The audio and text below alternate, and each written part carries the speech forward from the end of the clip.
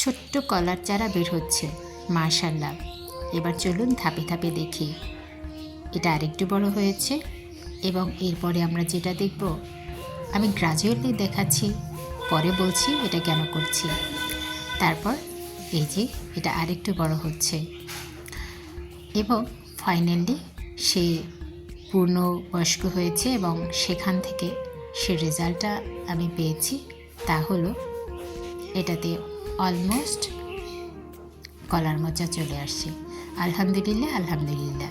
আর এই দৃশ্য আমি দেখেছি 9 নভেম্বর 2025।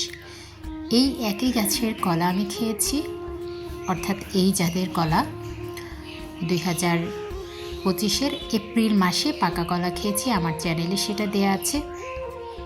খুব চমৎকার একটা কলা হয়। আমি জানি না এটাকে জি9 বলে কিনা, কারণ আমার কাছে অন্য একটা জাত জি9 ছিল, সেটার অতটা টেস্ট নাই।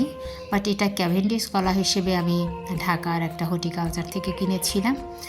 আলহামদুলিল্লাহ, চমৎকার কলা হয় এবং কলাটা অনেক বড় হয়, কলার কাঠিটাও অনেক বড় হয়।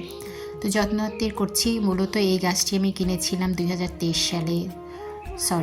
সালে কিনেছি। 25-এ আমি ফল পেয়েছি। সেই গাছ থেকে ছোট বাচ্চা চারা হয়েছে।